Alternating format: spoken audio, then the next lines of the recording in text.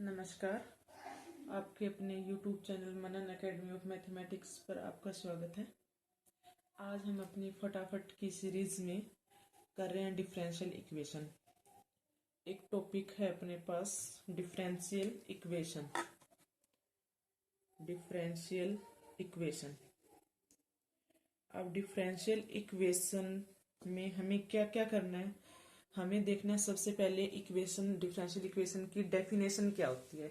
तो डेफिनेशन क्या होगी, क्या होती है डिफरेंशियल इक्वेशन कि अपने पास एक इंडिपेंडेंट वेरिएबल x होता है, एक डिपेंडेंट वेरिएबल y होता है।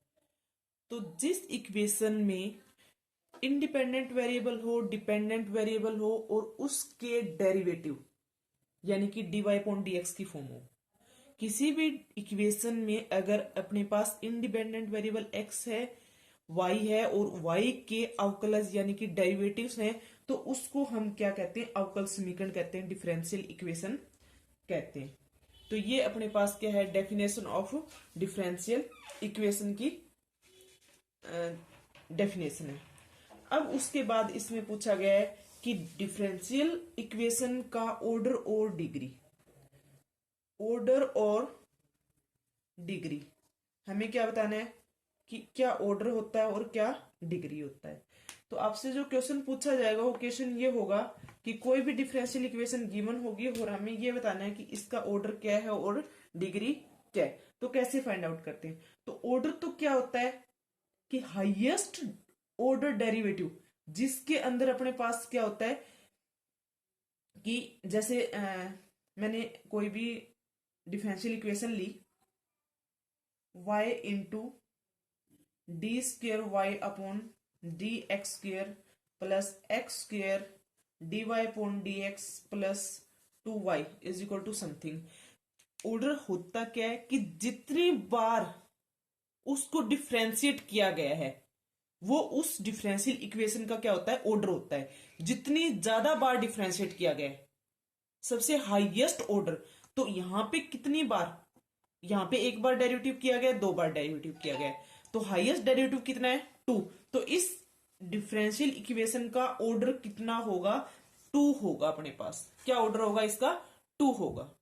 क्लियर है। अगर इसी इक्वेशन में हम डिग्री की बात करें तो डिग्री क्या होगी, हाईएस्ट ऑर्डर जो अपने पास है उसकी पावर कितनी है वो क्या होती है, उसकी डिग्री। तो इस इक्वेशन का ऑर्डर तो 2 होगा और डिग्री की बात करें तो डिग्री क्या है इसकी, 1 है। समझ आ गया होगा ऑर्डर और डिग्री। कुछ एग्जांपल बताती हूँ मैं आपको इसमें, जस्ट ए सेकेंड। कि अपने पास क्या है, इक्वेशन है dy upon d x plus x y is equal to sine x.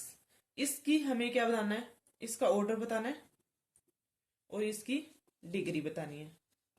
ठीक है, ऑर्डर और डिग्री लिख रही हूं। तो इसमें ऑर्डर क्या है, देखो कितनी बार डिफरेंशिएट किया गया इसको, एक बार। ठीक है, और जो अपने पास है उसकी हाईएस्ट पावर, जो ऑर्डर है उसकी हाईएस्ट पावर कितनी है, 1। तो क्या हो जाएगा यहाँ पे, हो जाएगा। क्लियर है। नेक्स्ट है, एक और बताती हूँ, d square y upon d x square plus 2 d y upon d x plus y is equal to e raise power x. तो यहां पे कितनी बार डिफरेंशिएट किया गया है, 2 बार। तो ऑर्डर कितना हो गया, 2। बट इसकी पावर कितनी है, 1। तो हाईएस्ट इसकी डिग्री कितनी हो जाएगी, 1 हो जाएगी। क्लियर है।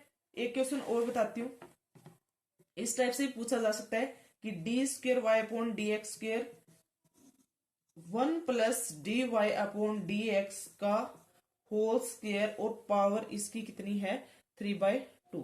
अब हमें इसका ऑर्डर और डिग्री बताना है। क्या ऑर्डर क्या होगा, हाईएस्ट कितनी बार डिफरेंशिएट किया गया, 2 बार। डिग्री की बात करें तो अब आपको डिग्री 1 नहीं बतानी है। क्यों नहीं बतानी है, क्योंकि जो इक्वेशन हमें गिवन होगी वो इक्वेशन फ्रैक्शन में नहीं होनी चाहिए। उसकी पावर, उसकी जो पावर है वो फ्रैक्शन में नहीं होनी चाहिए। तो यहां पे जो ये फ्रैक्शन है ना, इसको हम खत्म करेंगे। तो फ्रैक्शन में अपने पास 1/2 है, 3 का तो हमें कोई मतलब ही नहीं है। पावर 1/2 जो है इसको फिनिश करना है। तो इसके लिए हमने क्या किया, दोनों तरफ क्या कर देंगे, हम स्क्वायर कर देंगे। क्या किया हमने, स्क्वायर कर दिया। तो ये 2 से 2 कैंसिल हो गए। यहां पे क्या आ गया अपने पास, अब 2 आ गए। यहां से फ्रैक्शन खत्म हो गया ना सारा। फ्रैक्शन खत्म होते ही हमें हाईएस्ट ऑर्डर की डिग्री देखनी है। तो ऑर्डर क्या था अपने पास, 2 था, और इसकी डिग्री क्या होगी, 2 होगी। तो इसका ऑर्डर और डिग्री दोनों क्या होंगे, 2 2 होंगे, ये ध्यान रखना है। तो फ्रैक्शन को खत्म करना है, पहले जल्दबाजी में क्वेश्चन गलत मत कर देना, फ्रैक्शन नहीं होना चाहिए पूरी डिफरेंशियल इक्वेशन में। क्लियर है। तो ये अपने पास था, इसका ऑर्डर और डिग्री कैसे निकालनी है। नेक्स्ट उसने पूछा है कि सॉल्यूशन, सॉल्यूशन में अपने पास क्या होते हैं, दो सॉल्यूशन होते हैं। कोई भी डिफरेंशियल इक्वेशन है उसको सोल्व करेंगे तो एक उसका जनरल सॉल्यूशन आता है। जनरल सॉल्यूशन में क्या होता है, जिसको व्यापक हल बोलते हैं। दूसरा आता है पर्टिकुलर सॉल्यूशन, पर्टिकुलर सॉल्यूशन जिसको हम बोलते हैं विशेष हल। जनरल सॉल्यूशन क्या होता है, जैसे कोई भी अपने पास क्या है, डिफरेंशियल इक्वेशन है, जैसे उसको सॉल्व करना है। सबसे पहले मैं सॉल्व करना बताती हूँ, बाद में सॉल्यूशन की बात करेंगे। जैसे कोई इक्वेशन गिवन है मेरे पास, dy/dx minus 3y is equal to 0, इसको सॉल्व करना है। तो सोल्व करने का मतलब क्या है, जो डेरिवेटिव जो है ना उसमें, उसको हमें खत्म करना होता है। हमें डेरिवेटिव को खत्म करना होता है, या y की ऐसी वैल्यू जो इसको सेटिस्फाई करे। क्लियर है। तो हम क्या करेंगे, यहां से dy/dx is equal to 3y किया। अब क्या करेंगे, डिफरेंस इसका क्या करेंगे, इंटीग्रेशन करेंगे। इंटीग्रेशन के लिए 3y को डिवाइड में ले आए, dy/3y इज इक्वल टू क्या होगा, dx। अब हम क्या कर देंगे, इसका इंटीग्रेशन कर देंगे। इंटीग्रेशन में क्या होगा, 1/y, 1/3 तो बाहर रहेगा, 1/y का क्या हो जाएगा, log y, और dx का क्या हो जाएगा, x। तो 1/3 log y और इज इक्वल टू x। 3 की साइड मल्टीप्लाई कर दूं मैं, तो क्या आ जाएगा, log y is equal to 3x, y is equal to, ये log उस साइड जाके क्या हो जाएगा, e की पावर में चला जाएगा, तो y is equal to e की पावर 3x। ओ सॉरी, इसमें एक कांस्टेंट भी ऐड होता है जिसको मैंने नाम क्या दे दिया, c नाम दे दिया। ठीक है। तो वो एक कांस्टेंट जो ऐड होता है वो कोई भी c होगा, प्लस c यहां पे भी कर सकते हैं, इसको log c भी ले सकते हैं, जो आपका मन करे वो आप ऐड कर सकते हो। इंटीग्रेटिंग कांस्टेंट जो ऐड होता है। क्लियर है। इंटीग्रेशन आप सबने किया है, इंटीग्रेशन में हम क्या करते हैं, कांस्टेंट को ऐड करते हैं, वो इंटीग्रेटिंग कांस्टेंट है, ये c, सॉरी दिख नहीं रहा। ठीक है। तो ये इंटीग्रेटिंग कांस्टेंट है, इसको आप ऐसे भी कर सकते हो और ये भी कर सकते हो कि जब इसको हमने सॉल्व किया तो ये आ गया 1/3 log इज इक्वल टू, इसका x आ गया, प्लस में इसको log c भी ले सकते हैं। ठीक है। या यहां पे प्लस log c ले सकते हैं, तो log a plus log b क्या हो जाएगा, log a b हो जाएगा। ओनली c भी ले सकते हो, वो आप पे डिपेंड करता है, जो मर्जी आप ले सकते हो, कांस्टेंट ऐड करना होता है। ठीक है। तो इसको सॉल्व करेंगे तो ये आ जाएगा अपने पास, log c को मैं इस साइड लेके आती हूं तो ये y/c हो जाएगा, log a माइनस b। ठीक है। और यहां पे x की पावर क्या आ गई है, 3 आ गई। ठीक है। इसको सॉल्व किया, log को उस साइड लेके गई तो y/c log x raise to power 3, और c आ गया y is equal to, sorry e की पावर में चला जाएगा x, e की पावर, सॉरी c और e की पावर 3x। ये अपने पास क्या आ गया, इसका सॉल्यूशन आ गया। क्लियर है। प्लस सी भी, अकेला सी भी प्लस कर सकते हो, उस पर मत जाना कि हमने कांस्टेंट क्या लिया, log c क्यों लिया है, c क्यों नहीं लिया, प्लस क्यों नहीं लिया, a क्यों नहीं लिया, b क्यों। कांस्टेंट आपको ऐड करना होता है, वो कांस्टेंट कोई भी ऐड कर सकते हो, अकॉर्डिंग टू क्वेश्चन भी आपको देखना पड़ेगा। क्लियर है। तो ये अपने पास जो सॉल्यूशन आया ना, वो क्या है, जनरल सॉल्यूशन है। जो y की वैल्यू आई है वो, ये सॉल्यूशन क्या है, जनरल सॉल्यूशन है। क्लियर है। जिसके अंदर हमारे पास कांस्टेंट भी इंक्लूड होता है, वो जनरल सॉल्यूशन होता है। पर्टिकुलर सॉल्यूशन क्या होता है, जब हम जो इंटीग्रेटिंग कांस्टेंट था उसकी वैल्यू किसी भी पॉइंट पे, कोई कंडीशन गिवन होती है, उस कंडीशन से उस पॉइंट की वैल्यू, सी की वैल्यू निकाल के अगर पुट कर देते हैं वहां पे, तो अपने पास क्या आ जाता है, पर्टिकुलर सॉल्यूशन आ जाता है। तो कहने का मतलब, पर्टिकुलर सॉल्यूशन में कोई भी कांस्टेंट नहीं होता। पर्टिकुलर सॉल्यूशन में जो इंटीग्रेटिंग कांस्टेंट है वो नहीं होता, सिर्फ सॉल्यूशन होगा। क्लियर है। तो ये था अपने पास जनरल सॉल्यूशन और पर्टिकुलर सॉल्यूशन। क्लियर। तो जनरल सॉल्यूशन में क्या होता है, कांस्टेंट इंटीग्रेटिंग कांस्टेंट होता है, और पर्टिकुलर सॉल्यूशन में हम किसी भी कंडीशन पे उसकी वैल्यू निकाल देते हैं, और वो वैल्यू पुट करने के बाद जो सॉल्यूशन बनता है वो अपने पास क्या होता है, उसका पर्टिकुलर सॉल्यूशन। क्लियर है? तो ये अपने पास था सॉल्यूशन कैसे, किस टाइप के, एक जनरल सॉल्यूशन है, दूसरा पर्टिकुलर सॉल्यूशन है। नेक्स्ट टॉपिक है कि डिफरेंशियल इक्वेशन में जो भी अपने पास, जैसे मैंने अभी एग्जांपल करवाया था, उसको सॉल्व करना है। तो सॉल्व करने के मेथड, किस किस मेथड से उसको सॉल्व किया जा सकता है, वो मेथड देखने हैं। तो सिर्फ 3 ही मेथड है अपने पास। एक तो सेपरेशन ऑफ वेरिएबल दे रखा है, दूसरा होमोजेनियस इक्वेशन का दे रखा है, और तीसरा dy upon dx plus px is equal to constant में की फॉर्म में दे रखा है। तो बारी बारी करते हैं। तो फर्स्ट अपने पास सबसे पहले क्या है, सेपरेशन मेथड। ठीक है, कि सेपरेशन ऑफ वेरिएबल, चरों का पृथक्करण, अलग अलग करके वेरिएबल को फिर हमें क्या करना है, उसका इंटीग्रेशन करना है। जैसे एक एग्जांपल देखते हैं कि dy upon dx is equal to e raise to power x minus y plus x square e minus y. देखने को बड़ा लग रहा है, बट यहाँ पे इसके वेरिएबल है वो सेपरेट हो जाएंगे। कैसे, इसको मैं क्या लिख सकती हूँ, e raise to power x into e raise to power minus y plus x square e raise to power minus y. दोनों से e raise to power minus y common आ रहा है। क्लियर है? क्या रह गया, e raise to power x plus x square. Product में है तो इनका मतलब इनको अलग अलग किया जा सकता है। तो हम क्या करेंगे, इसको उस साइड लेके जाएंगे तो ये पॉजिटिव हो जाएगा, यानी कि e raise to power dy, और e raise to power x plus x square के साथ हम क्या ले आए, dx ले आए। इंटीग्रेटिंग बोथ साइड क्या कर देंगे, इंटीग्रेट कर देंगे। E raise to power y का विद रिस्पेक्ट टू y यही होगा, is equal to e raise to power x हो जाएगा, एक्स स्क्र का क्या आ जाएगा, एक्स क्यूब बाय 3, प्लस में इंटीग्रेटिंग कांस्टेंट क्या ऐड कर दिया अपने, c ऐड कर दिया। क्लियर है? तो ये हमें क्या, इस टाइप से क्वेश्चन आएंगे जहां पे हमें ये देखना है क्या इनके वेरिएबल सेपरेट हो रहे हैं। अगर वेरिएबल सेपरेट हो रहे हैं तो हम सेपरेट करेंगे और डायरेक्ट इंटीग्रेशन कर देंगे, उसका अपना क्या आ जाएगा, आंसर आ जाएगा। क्लियर है? नेक्स्ट है होमोजीनियस फॉर्म। होमोजीनियस हो तो होमोजीनियस होती क्या है वो देखना है। सबसे पहले होमोजीनियस को हिंदी में बोलते हैं समघात समीकरण। समघात समीकरण किस फॉर्म की होगी अपने पास, ये होता है कि M d x plus N d y is equal to 0 है।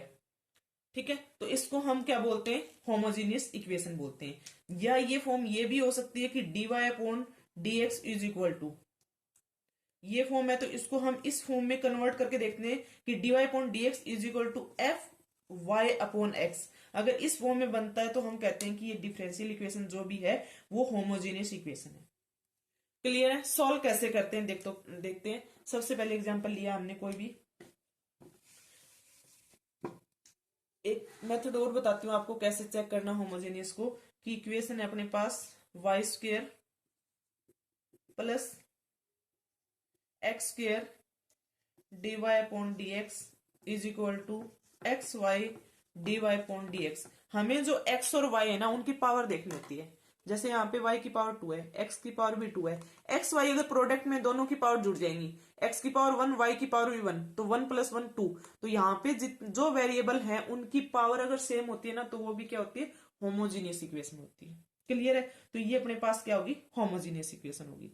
तो हम इसको सेपरेट करेंगे, dy अपॉन dx को एक तरफ कर लेते हैं। तो ये हो जाएगा, इसको जब सॉल्व करूंगी मैं तो dy अपॉन dx किसके इक्वल हो जाएगा, y square upon x y minus x square. इसको आप सॉल्व कर लेना। इसको मैं इस साइड लेगी, dy अपॉन dx कॉमन ले लिया, x y minus x square जिसको वाई स्क्र के डिवाइड में कर दिया। तो ये फॉर्म बन गई ओवरऑल इसके सॉल्व करने के बाद। अब हमें क्या करना है, सॉल्व कैसे करना है वो देखना है। हम क्या करेंगे, इसमें y को vx पुट करना है। क्या पुट करेंगे, y को vx। डेरिवेटिव करेंगे, जब y को पुट कर दिया तो y तो पूरा ही फिनिश करना है इसमें से, तो dy अपॉन dx की वैल्यू भी चाहिए हमें। तो dy अपॉन dx क्या आ जाएगा, प्रोडक्ट रूल लगेगा क्योंकि v भी एक वेरिएबल है, x भी एक वेरिएबल है। तो v as it is x का 1 हो गया, plus x as it is v का क्या हो जाएगा, dv अपॉन dx। तो dy अपॉन dx की जगह ये वैल्यू पुट करनी है हमें, v plus x dy upon dx is equal to y square की वैल्यू क्या आएगी, v square x square, v square x square upon x y, x तो एज इट इज रहेगा, y की वी एक्स तो x square v minus x square. अब हमें क्या करना है, इसमें से एक्स स्क्र ऊपर और नीचे से कॉमन लेंगे तो दोनों ऊपर नीचे कैंसिल हो जाएगा। यहाँ पे क्या रह गया सिर्फ अपने पास वी स्क्र, और यहाँ पे क्या रह जाएगा v माइनस वन। क्लियर है ये इतना, क्या रह गया v square upon v minus one. अब इस v को मैं उस साइड लेके जाऊंगी तो ये उस साइड जाके क्या हो जाएगा माइनस का v, एलसीएम लिया v square minus v square plus v upon v minus one आ गया। क्लियर है, v माइनस वन एलसीएम लिए, इसके साथ मल्टीप्लाई होके v square minus v plus v और v माइनस वन कैंसिल हो गया, वी स्क्र से वी स्क्र, ओवरऑल रिजल्ट क्या गया यहां से v upon v minus one आ गया। ये किसके इक्वल है, x डिवाई अपॉन dx की इक्वल है। तो इसको मैं यहां से रफ करके ये लिख देती हूं कि क्या आ गया अपने पास, ये वैल्यू आ गई v upon v minus one की इक्वल आ गई। अब क्या करना है, अब पुराना मेथड जो अभी हम करके आए हैं सेपरेशन ऑफ वेरिएबल का यूज करना है इसमें। ठीक है, तो ये था डीवी अपॉन डीएक्स का, मैंने गलती से डीवाई लिख दिया। तो डीवी अपॉन डीएक्स की वैल्यू क्या आ गई अपने पास, v upon v minus one. तो अब जो इक्वेशन बनी है अपने पास डिफरेंशियल इक्वेशन, वो पहले y और x में थी, अब किस में बन गई v और x में। वेरिएबल सेपरेट करेंगे तो ये dv के साथ क्या आ जाएगा v minus one upon v, और x के साथ क्या आ जाएगा अपॉन x। हम क्या कर देंगे, इसको इंटीग्रेट कर देंगे। क्लियर है, सबको समझ आ गया।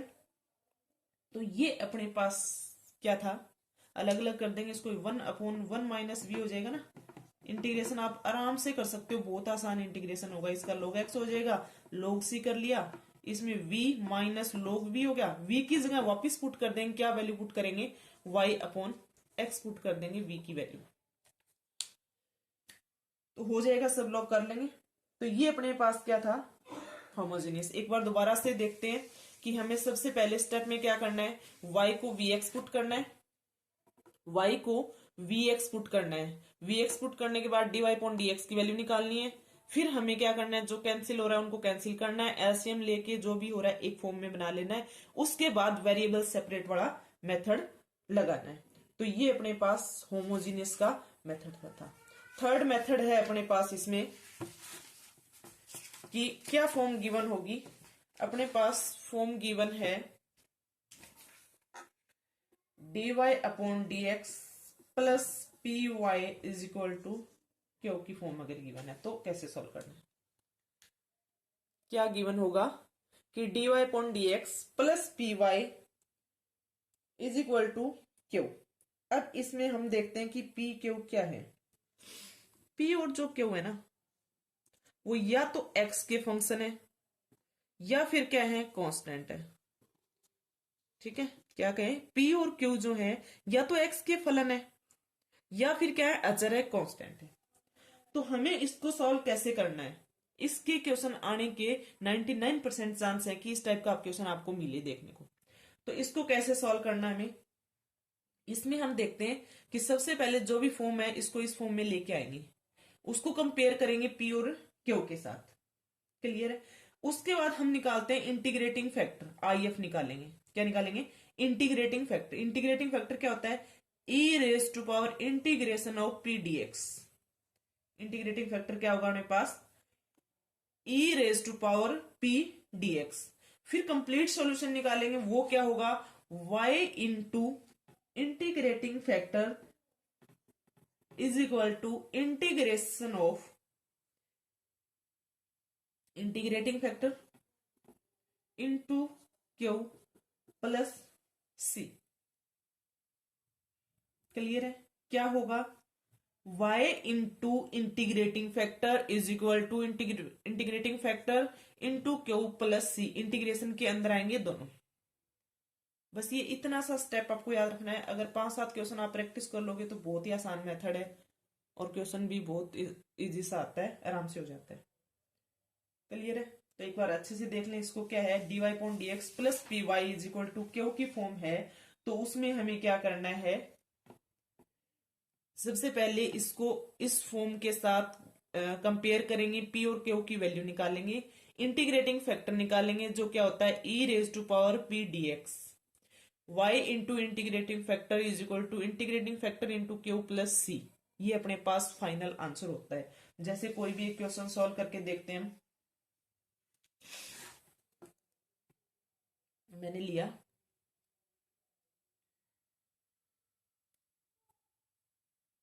सीकेंट एक्स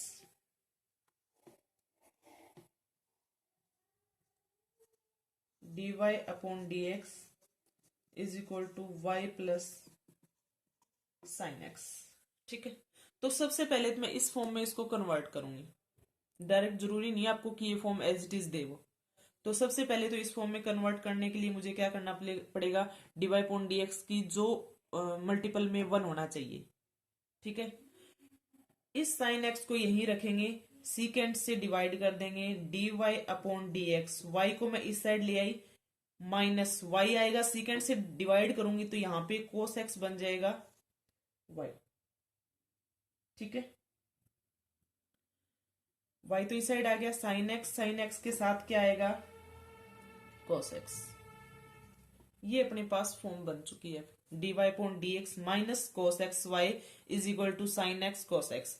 इसमें अपने पास p क्या है, साइन को हमेशा साथ रखना है, तो p इज इक्वल टू क्या हो गया, माइनस कोस एक्स, और q इज इक्वल टू क्या हो गया, sign x cos x. Clear है, तो p q को कंपेयर कर लिया। फिर हमें क्या निकालना है, इंटीग्रेटिंग फैक्टर निकालना है। इंटीग्रेटिंग फैक्टर क्या होता है, आई एफ ई की power integration of p d x, P क्या है, माइनस कोस एक्स है, तो आई एफ क्या आएगा अपना, ई की पावर इंटीग्रेशन ऑफ, माइनस का साइन में बाहर लगा लो, cos x d x. Cos x का इंटीग्रेशन क्या होता है, साइन एक्स, तो ई की पावर माइनस साइन एक्स अपने पास क्या आ गया, आई एफ आ गया। आई एफ क्या आ गया, ई की पावर माइनस साइन एक्स, तो y इंटू ई की power minus sine x, complete solution निकाल रही हूं मैं, y into integrating factor is equal to integration of integrating factor into sine x cos x, यानी कि q, sine x cos x d x plus में constant integration c. Clear है, अब इसको सॉल्व करना है।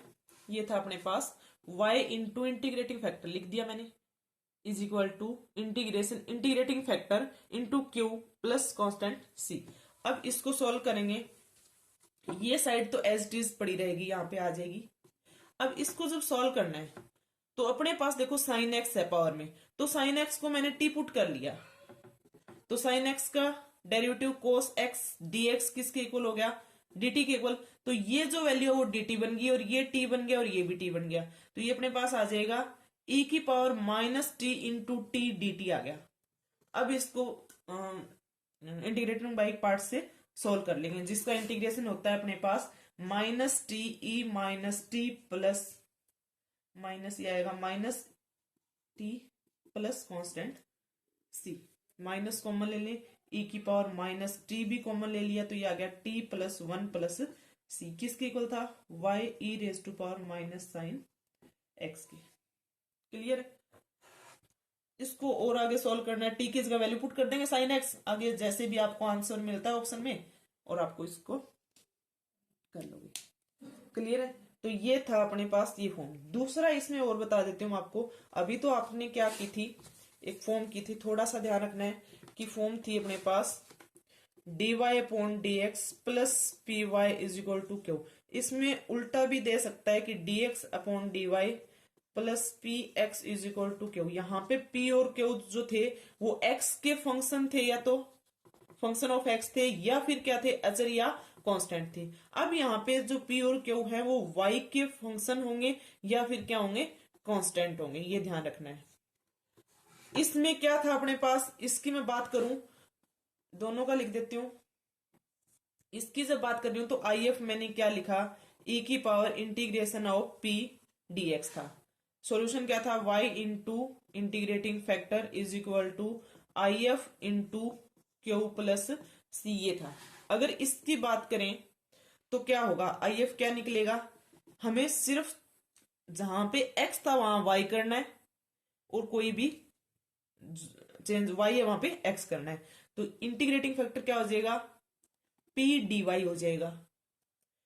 सॉल्यूशन क्या हो जाएगा, x into I F integrating factor into Q, और यहां पे डी वाई हो जाएगा प्लस सी, यहां पे डी एक्स था। एक्स को वाई में, वाई को एक्स में चेंज करना है, बट ये ध्यान रखना पड़ेगा आपको, वहां पे ऑप्शन में भी दोनों ही मिलेंगे, तो ये ध्यान रखना है कि फॉर्म दोनों में से कौन सी है। प्रोसेस दोनों का सेम ही है, सेम क्वेश्चन करने और कुछ भी अलग नहीं है। क्लियर है? तो ये अपने पास थी डिफरेंशियल इक्वेशन, बस इतना सा टॉपिक गिवन है। 3 इसमें मेथड करने हैं डिफरेंशियल इक्वेशन को सॉल्व करने वाले, एक सेपरेशन ऑफ वेरिएबल है, दूसरा होमोजीनियस है, तीसरा ये अपने पास लीनियर की फॉर्म है। क्लियर है कि लीनियर डिफरेंशियल इक्वेशन दे रखी है इस फॉर्म में, तो उसको कैसे सॉल्व करना है। क्लियर है? नेक्स्ट मिलते हैं नेक्स्ट टॉपिक के साथ, तब तक के लिए धन्यवाद। अगर आपने वीडियो को शेयर नहीं किया तो वीडियो को शेयर करें, वीडियो अच्छा लगा है तो लाइक करें, कमेंट करें, और चैनल सब्सक्राइब नहीं किया तो चैनल को सब्सक्राइब भी कर लें। मिलते हैं नेक्स्ट वीडियो में, तब तक के लिए धन्यवाद।